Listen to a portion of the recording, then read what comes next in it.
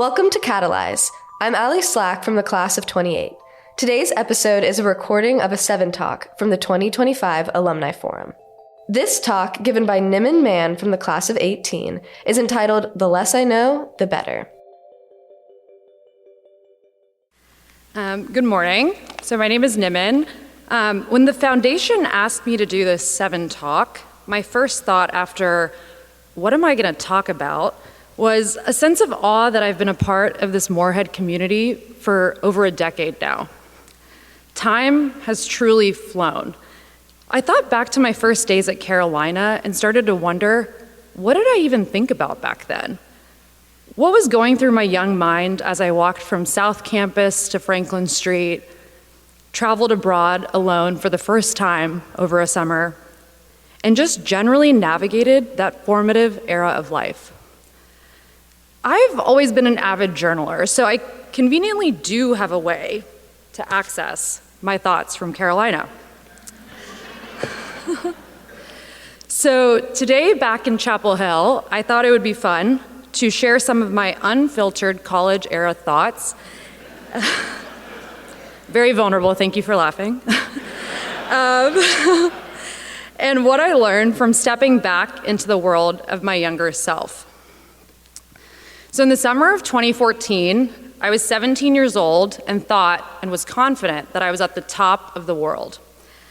I had overachieved my way through high school, gotten the Morehead, and was anticipating the amazing adventures Carolina would bring my way. My first adventure, backpacking in Alaska for a month over the summer. I was not at all outdoorsy before this, so this wasn't necessarily on my bucket list. I went to REI an embarrassing number of times before the trip to ask the sales associates, who were honestly a captive audience, all of my questions. Backpacking with 40 pounds on my back, rationing food by the calorie, and being away from friends and family, and admittedly my cell phone, was all outside of my comfort zone. I began to journal daily that summer, honestly as a coping mechanism.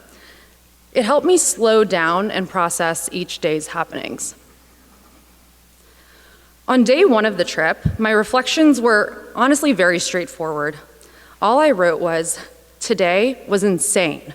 We started the trip by hiking straight uphill for over a mile. This was a reality check. This is going to be intense. FML.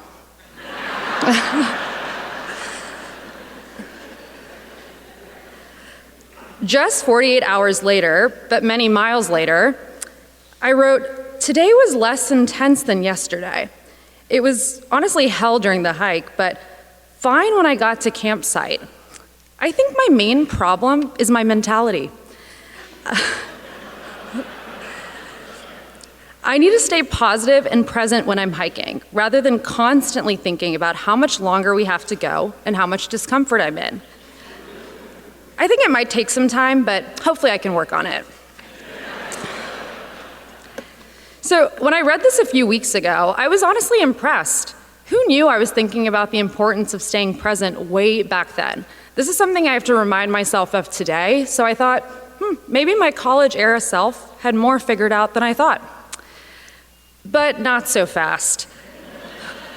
As I continued to read journal entries, I was quickly humbled. One entry from a few months into my freshman year reads, I loved journaling in Alaska, but I wish I did it more now that I'm back in the lower 48. For someone from Nashville who had only spent a few weeks in Alaska, I hate to admit that I used the term lower 48 a few other times as well. The next summer, I journaled from Peru, where I was living in a rural homestay with fellow Morehead Elizabeth Nichols. It was winter there, and the sun set early, so after dinner, we'd retire to our room and spend the next few internet-free hours reading, talking, and honestly, mostly watching bootleg episodes of Modern Family on one of our laptops. This calmer pace of life was quite the adjustment for me. I was used to going 100 miles an hour all the time. That summer, I once again had to just slow down. As I sat in my twin bed in my homestay, far, far away from Chapel Hill, I wrote, I figured out why I felt so weird last night. It's so strange to be living such a relaxed lifestyle. No to-do list, no places to be on time, no plans during the weekends. It's just so different from what I'm used to. I like feeling productive, having plans and activities all day. This makes me even more sure that I want to go into medicine. First of all, it's funny that my takeaway from, it's kind of weird to have downtime was time to go into medicine.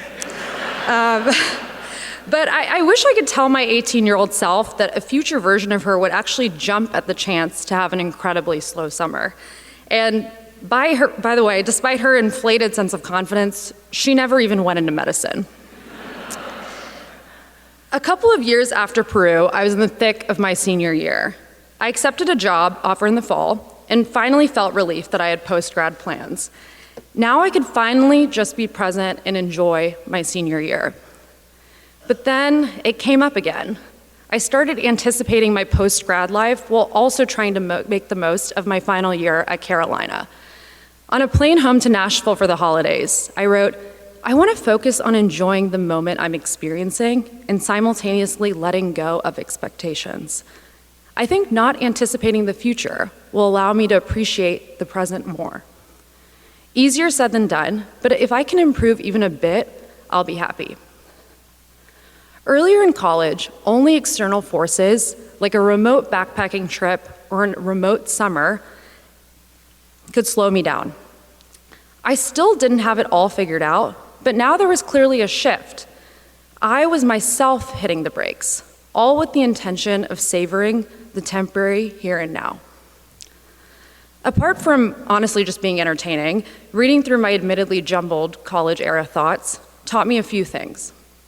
1, staying in the present clearly takes practice.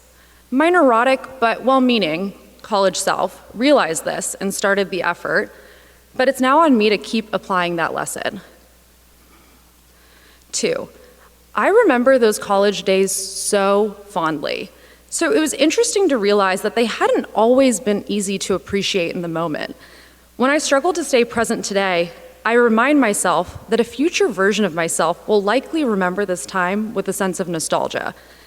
This helps me slow down and view the current moment, despite its potential complexity, with a bit more appreciation. Finally, my college-era self clearly didn't have it all figured out, but she was on the right track. It's a reminder to lean into the process of becoming, slowing down, appreciating the current moment, and trusting wherever it may take us. Thank you.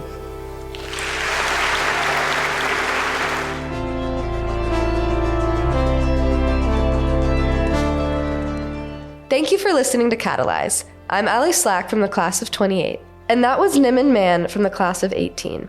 Niman works in strategic finance at Zipline. To watch 7 talks from the forum, head to our YouTube channel at Morehead-Cain. You can let us know what you thought of this episode by emailing us at communications@moreheadcain.org or by finding us on social media at Morehead-Cain.